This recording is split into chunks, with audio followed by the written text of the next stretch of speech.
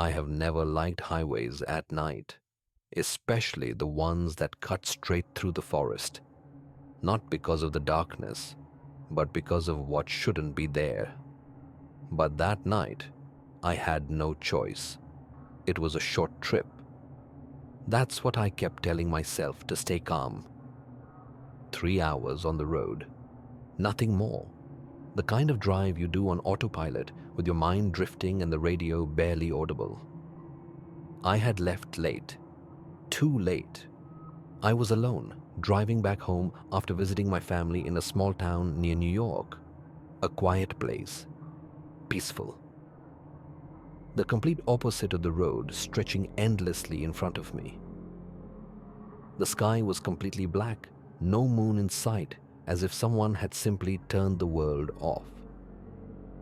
The highway lay ahead like an endless scar, lit only by my headlights cutting through the darkness. There was no traffic, not a single car. It was my first time taking that route. The GPS said it was the fastest way, but I had no idea what awaited me out there. No idea at all. That should have been the first warning. I was driving at around 60 miles per hour. The white lines passed one after another, hypnotic, almost calming. The constant sound of the tires against the asphalt was the only thing keeping me grounded, awake, until I saw the first reflection. Something briefly glinted on the side of the road far ahead. I thought it was an animal, a deer maybe. I slowed down slightly. When my headlights reached the spot, there was nothing, just still vegetation. Too still. A knot formed in my stomach, but I ignored it. I kept driving. Then something else happened. The radio started to malfunction. At first, it was static. Then, a voice, not clear words, just low, distorted murmurs, as if someone was speaking from very far away, or from somewhere deep beneath the sound itself. I turned the knob to shut it off. The radio didn't turn off. I slammed my hand against the dashboard. The voice cut out instantly, leaving behind a silence that felt even heavier. That's when I checked the clock. 3 a.m. I don't know why, but a chill ran straight through me, as if that hour meant something I couldn't remember. But my body could. Mile marker 87. I saw it clearly on the green sign to my right. Right after that, the car jerked slightly. Nothing serious, but enough to make me slow down and pull over. I thought it was a flat tire. I stopped on the shoulder. The engine stayed on, humming softly, while the world around me sank into an unnatural silence. No insects, no wind, nothing. I stepped out of the car. The air was cold, too cold for that time of year, and it smelled wrong, like damp soil mixed with old metal, as if the place hadn't been disturbed in years. I crouched down to check the front tire. It was perfectly fine. That's when I heard footsteps, slow, dragging. They were coming from behind my car. I stood up immediately. "Hello?" I called out, not knowing why. No answer. The footsteps stopped. That horrible feeling washed over me. The one that tells you you're not alone, even when you see nothing. I slowly turned around, and I saw it. About 60 feet away, right where the darkness became absolute, there was someone standing there. Or something. It was tall, unnaturally thin. Its arms hung down in a way that didn't look right. It didn't move. It didn't walk toward me. It just stood there, watching me. I couldn't see its face. My headlights didn't reach that far, but I knew it was staring straight at me. I stepped back, then another step. "Do you need help?" I asked, my voice shaking. Silence. Slowly, very slowly, it raised one arm and pointed at my car. Panic hit me all at once. I ran, opened the door, jumped inside, and locked it. My hands were shaking so badly I could barely turn the key. The engine roared to life. When I looked up, the figure was closer, much closer. I hadn't heard footsteps. It hadn't run. It was just there. I slammed the accelerator. The tires screeched as the car shot back onto the highway. I checked the rear view mirror. The figure was still standing in the same place, motionless, as if it had never moved at all. I let out a breath of relief for only a few seconds. Up ahead, standing in the middle of the road, there was another figure, then another, and another. They were spaced unevenly, all facing me. They didn't wave. They didn't move. They just waited. I swerved hard to avoid them. The car nearly lost control. Something scraped against the side. A dull, solid impact. I didn't look back. My heart was pounding so hard I thought I might pass out. When I finally saw lights in the distance, a gas station, I felt like I was about to cry. I pulled in fast, almost skidding. I turned off the engine and just sat there, breathing heavily, trying to convince myself it was over. The clerk stared at me. "Are you okay?" he asked. I told him part of what happened, not all of it. His expression changed immediately. "Mile 87?" he repeated. I nodded. He sighed. "You're not the first one to show up like this," he said quietly, "and you won't be the last." He didn't explain. He just pointed toward my car. I stepped outside. On the passenger side door, there were marks, as if something had pressed its hand against the metal. Long marks, thin marks, not human. I never took that highway at night again. I never talked about this, not to anyone, until now. Because a few days ago, while scrolling through old photos on my phone, I found a picture I don't remember taking. It was of my dashboard. The time displayed clearly, 3 a.m., and reflected faintly in the windshield. Someone was sitting in the back seat, watching me. And the worst part? The reflection wasn't blurry. It was smiling. I left work at 3:40 in the morning. I work cleaning in a frozen food factory. Night shift. It's cold all the time. Harsh white lights that ruin your eyes, and that constant smell of cheap disinfectant and grease that doesn't go away even after 3 showers. That night, I left more tired than usual. We'd had an inspection.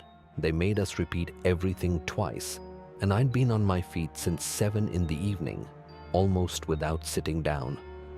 My legs were stiff, my back locked, and my head heavy, like someone had hung a rock from my neck. When I swiped my card on the time clock, I checked the time. 3:40 a.m. I told myself, in less than an hour, I'll be in bed. And that was the only thing that gave me a bit of strength. The factory parking lot was almost empty. Just my car, the guard's car, and an old van that's always there that no one has ever seen move. I felt the change in noise when I walked out the door. Inside, machine hum, distant voices, metal carts. Outside, silence. A strange silence, like the world was on pause. I took the keys out of my pocket, walked to my car, a normal old car with a couple of dents, nothing like in the movies, and sat behind the wheel. The seat was freezing. I turned on the engine, cranked up the heater, and stayed there a moment with my hands on the wheel, staring at nothing. I yawned so hard my jaw hurt. I knew I was at my limit. I don't drink, I don't take anything weird, just coffee. And even that wasn't working anymore. 3:45 a.m. when I pulled out of the lot. I put the radio on low, more out of habit than wanting to hear anything. Some random station, A host talking about things I didn't care about. The road to my house is always the same. You leave the industrial area, take a 2-lane secondary road, almost no lights, surrounded by fields and a few stretches of trees. It's 35, 40 minutes if you don't get stuck behind a truck. I've driven it so many times I could draw it from memory. That's why what happened that night is still so hard for me to explain. The first 10-15 minutes were normal. Tired, yes, but normal. A few cars coming the other way, a truck in the distance, my headlights reflecting off the signs. Sometimes I turned the music up a little, sometimes down. Automatic. But I started noticing something anyone who has driven sleepy will recognize. The head nods. Those seconds where your eyes close by themselves. You don't want to. You don't decide. Your body just does it. The first time was mild, a slightly longer blink, and a microsecond of nothing. I opened my eyes and was still in my lane. Fine. I gave myself a light slap on the cheek. Wake up, I told myself under my breath. I rolled the window down a bit so cold air could come in. I thought that would keep me awake. The air came in damp, smelling of wet earth. It had rained that afternoon. I looked at the clock. 4:05 a.m. I gripped the wheel a little tighter. Half an hour more, I thought. Just half an hour. But sleep doesn't care about your math. The second head nod was worse. I felt my vision blur, like when you're about to faint. I don't remember deciding to close my eyes. They just shut. I don't know if it was a second or 5. What I do remember clearly is the sound that woke me up. The wheels running over the rumble strip on the shoulder. That roar vibrating through the whole car. I opened my eyes with a jolt, yanked the wheel to the left, and got back in my lane. My heart jumped into my throat. I felt the jolt of adrenaline, the scare that makes your arms shake. You can't keep going like this, I told myself. If you have to stop, stop. I thought about it, but I knew that road. There aren't many safe places to pull over at that hour. And I'm a woman, alone, in the middle of the night. Staying parked in the middle of nowhere didn't feel great either. So I decided to roll the window down more, take deep breaths, and focus. That's when I started noticing something else. It wasn't a weird noise or a light or a shadow. It was much more subtle. The feeling that the road was stretching. I looked ahead. Everything normal. Asphalt, solid line, a few trees, a gentle curve I know well. But I checked the clock again. 4:13 a.m. That was fast, I thought. It was 4:05 just a moment ago. I didn't dwell on it. Time feels weird when you're sleepy. I kept going. And that's when what still feels impossible started. Between one blink and the next, the atmosphere inside the car changed. The first thing was the sound from the radio. They were playing music, some random song. I blinked, and when I opened my eyes, the music was gone. Not because the song ended. There was nothing. No music, no host, no static. Silence. I looked at the display. The station was still set, the volume on the same number. But there was no sound. I pressed the volume up and down. Still silence. Turned the radio off and on. Nothing. Must be the antenna, I thought, or the area. Sometimes you hit dead zones.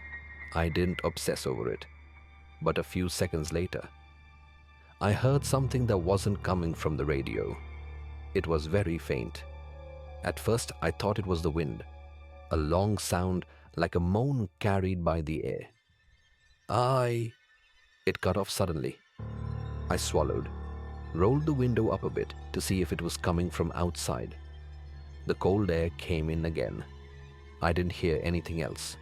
My brain did what brains always do when something doesn't fit, reached for the dumbest explanation. The wind, a dog, a cat, your half-asleep mind. Keep going. I checked the clock again. 4:13 a.m. Again, I felt a small knot of discomfort in my stomach. I straightened up a little in the seat, as if that would fix anything. The next head nod was different. I didn't feel myself dozing off. I felt a gap, like a weird jump in reality. I was looking at the road, the white lines passing under the car. I blinked. And when I opened my eyes, I was in the same spot. The same dead tree on the right, the same curve sign on the left, as if I hadn't moved at all. I glanced at the rear-view mirror. Dark. No headlights behind me, no hint of the factory far away. Nothing. Then I heard it again. Clearer. This time, it was unmistakably a voice. A woman's voice. Not a scream, not a movie effect. It was a tired, worn-out wail, like someone who's been crying so long they've run out of strength. My first thought wasn't ghosts. It was real danger. Is there someone on the road? Someone hurt, lost, a woman alone? My body went into alert mode. I slowed down, my hands tensed even more on the wheel. Caught between fear and common sense, I kept going, but slower. The road bent slightly to the right. I know that curve. There's never fog there. Ever. That night, there was. A low band of fog clinging to the asphalt. Not thick, cinematic fog, but enough that my headlights made that grimy white effect in front of me. And in the middle of that fog, I saw it. Someone on the right side of the lane. At first, it was just a pale shape. Then, a form. A woman turned away at the edge of the road just outside the main beam of the headlights, dressed in light-colored clothes. I couldn't tell if it was white or beige because everything looked bluish under the light. My heart lurched. I let out a shit without thinking. Anyone who's driven at night knows the jump scare of suddenly seeing someone walking on the shoulder. No, I muttered. My first instinct was to keep going. Not because I'm a bad person, but because it was past 4 in the morning. I was alone, in the middle of nowhere. Real-world fear. But something about the way she was standing threw me off. She wasn't walking. She wasn't hitchhiking. She was just there, standing perfectly straight, her arms hanging at her sides. As I got closer, I slowed down even more. My hands were sweating. A reflective vest. Maybe she's a girl whose car broke down, someone who had an accident. My brain was spitting out excuses to make it seem less weird. I drove past her very slowly, and just as my car was level with her, she turned her head. A little, not all the way. Just enough for me to see her profile. Her skin. Pale. Too pale for that hour and that light. Her hair black, plastered to her face like it was wet. I couldn't see her features clearly. I just sensed something I can't quite describe. A total lack of expression. No fear, no anger, no relief, nothing. And at the exact moment I passed her, the crying started again. But this time, crystal clear. Miss He choose. I didn't need anyone to tell me what I was being reminded of. La Llorona. The urban legend, the story everyone hears as a kid. The woman who cries for her children by rivers and on roads. I hated myself for thinking about that right then. Because once one part of your brain names it, the other part catches the fear. She's someone. She's a normal person. I repeated to myself. Period. I didn't look in the rearview mirror. I didn't want to see if she was still there. I kept going, trying to convince myself there was a rational explanation. I checked the clock. 4:13 a.m. Again, exactly the same. My stomach knotted a little tighter. I was tapping the steering wheel with my nails without noticing. Little tick, tick, ticks. Then I noticed something else. The sensation that I wasn't alone in the car. It wasn't that I saw anything. It was that discomfort you feel when someone stands too close behind you in a line. That physical awareness of another presence. I glanced quickly at the rearview mirror. The back seat, empty. But the darkness behind me looked different, thicker, as if the faint glow from the dashboard didn't quite reach back there. "You're freaking yourself out," I told myself in a low, annoyed voice. "You're going to cause a real accident thinking about this crap." I fixed my eyes on the road. My eyelids were getting heavier and heavier. I was fighting to keep them open, but you can't beat sleep by willpower. There was a moment when I just lost. They shut. It wasn't a blink. It was a blackout. When I opened them, she was standing in the middle of the lane, just few meters in front of my car. Same clothes, same hair, same posture, but this time right in front of me. I slammed on the brake. The car screeched. The seatbelt bit into my chest. Everything was very fast and very slow at once. For a second, I thought I was going to hit her. She didn't move. Not a step, not a flinch, nothing. And here's the worst part. For that 1 second, my eyes and hers met. I don't really remember her face. It's like those nightmares where you know someone is staring at you. You feel their gaze drilling into you. But when you wake up and try to remember their features, they just crumble. The only things I remember, her eyes were way too empty, and her mouth wasn't fully closed, but not fully open either. Like she was holding back a huge scream that never quite came out. The car stopped dead. My heart was pounding so hard my ears were ringing. I blinked, breathing like I'd just run a marathon. The road in front of me was empty. No one there, no fog, nothing. Just white lines, damp asphalt, and darkness. I looked around. Empty, silent. The only sound was the engine idling and my ragged breathing. My hands were shaking. "No, that's not possible," I whispered. I checked the clock. 4:13 a.m. Still the same. My back went ice cold. I wanted to believe I'd imagined it. But then, I heard something from inside the car. A sob, right by my left ear. Very soft. Like when someone tries not to cry, and it slips out. It wasn't the radio. It was behind my own breathing. I felt the leather seat creak beside me, like someone was shifting on the passenger seat. I didn't turn my head. I couldn't. My whole body locked up. The sob came again, with broken words. "My children." It didn't sound like a monster. It sounded like a woman, like someone who really had lost something. That scared me more. I didn't know if I was hearing something from this world, from some other, or from my own mind about to snap. With absurd slowness, I reached for the gear shift, put it in first, and started moving again.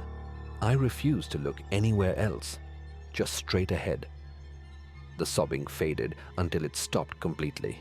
The radio turned itself back on. Some random song started playing like nothing had happened. I checked the clock. 4:14 a.m. For the first time, the number changed. When I finally saw town lights, I started crying without knowing why.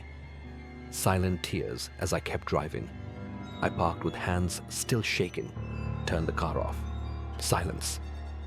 I looked at the passenger seat. It was empty, but on the dark fabric there was something new. A small, damp, elongated stain. 5 thin fingers marked close together. Not dirt, not grease. Water, or something that looked like water. I reached out to touch it and pulled my hand back before making contact. I went up to my apartment without looking back. Since then, I've had time to overthink it. The logical explanation is clear. I was too tired, almost fell asleep, had a sleep-induced hallucination. It makes sense. It's what I'd tell anyone else. But there are details that don't fit. The clock stuck at 4:13 over and over. The absolute radio silence. That particular way of crying. A sound I'd never heard, yet it got so deep under my skin I could imitate it. And the handprint on the seat. The next day I touched the stain. Still damp and cold. It took days to disappear completely. I've never done that shift again without sleeping properly first. I change routes when I can, and if I'm too sleepy, I stop. I don't care if I'm late. Because I learned something that night. Between closing and opening your eyes, a lot can fit. Memories, hallucinations, and maybe people who've been waiting far too long for someone half asleep to see them again. Every time the car's clock hits 4:13, I ease off the gas a little, and I find myself glancing at the passenger seat out of the corner of my eye. Not to see if she's sitting there, but to check if once again there's a handprint where there shouldn't be anyone at all.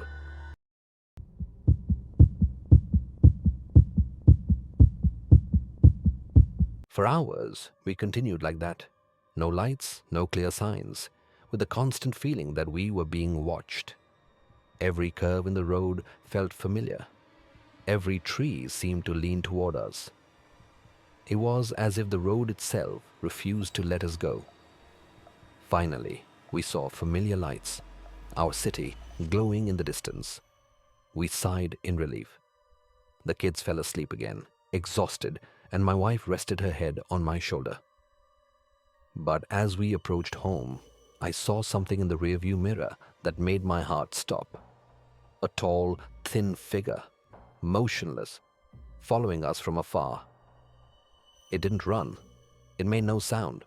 It just watched us as we disappeared into the city lights. From that night on, I never took secondary roads at night with my family again. I don't even talk about what happened. But sometimes, when I close my eyes, I hear whispers, and I feel like the road is still out there, waiting, endless. And every time I pass near a forest, I see a shadow following me, and I know the truth. The road never let us go. I never thought a simple family trip could turn into something you'd remember for the rest of your life. Or something you'd wish you could forget forever. It was a Friday night.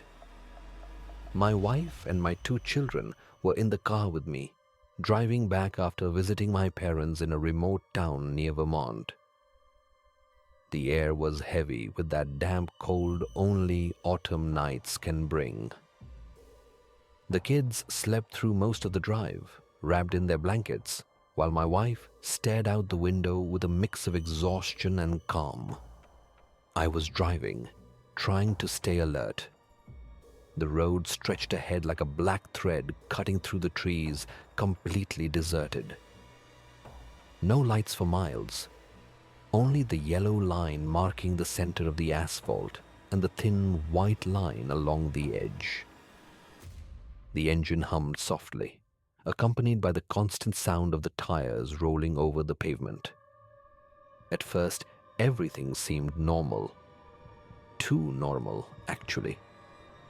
We had taken a shortcut someone had recommended to me, a secondary road that promised to save us half an hour. I had no idea what was waiting for us. As I drove, the radio began switching stations on its own. First static, then low voices I couldn't understand. I thought it was interference from the area, but when I looked at my wife, she frowned too, clearly unsure of where those murmurs were coming from. "It must be the signal," I said, trying to sound convincing. She nodded, though her hands gripped the seat a little tighter. Less than 5 minutes later, something moved along the edge of the road. I caught it out of the corner of my eye, a figure that seemed to be walking beside the trees. At first, I thought it was a hunter or a cyclist, but there was no light, no natural human movement, just a shadow that seemed to be following us. I slowed down. The car made a faint squeal against the damp asphalt. "Do you see that?" I whispered to my wife. She glanced quickly and could only mutter, "No. What is that?" The figure stopped as we passed it, and for an instant that lasted far too long, I felt it watching us.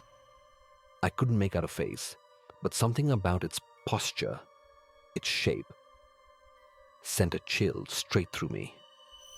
I accelerated. The trees began to close in around us. It felt as if the road were narrowing with every mile. The air inside the car grew heavy. An unnatural silence settled in, broken only by my children's breathing and my own rising anxiety. Then something impossible happened. The speedometer started climbing on its own, as if the car had a mind of its own. I tried to brake.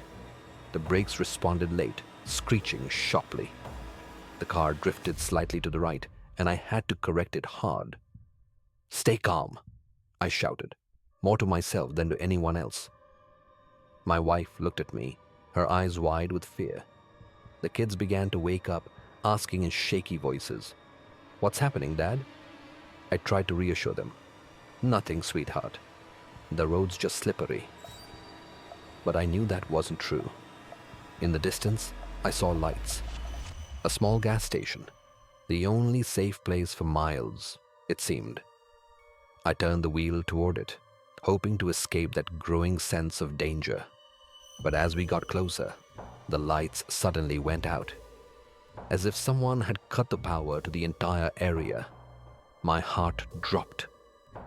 The silence became absolute. Suddenly, the shadow appeared on the road. Not just one, but several. Tall, thin figures, moving without running, lined up like forgotten soldiers. They watched us from the darkness, with no visible human features, just presence. "Speed up!" my wife screamed in terror. I slammed the accelerator. The engine roared, but something scraped along the side of the car, a dull impact that made us shake. I checked the rearview mirror. They were closer now, but they didn't move with footsteps. They simply appeared.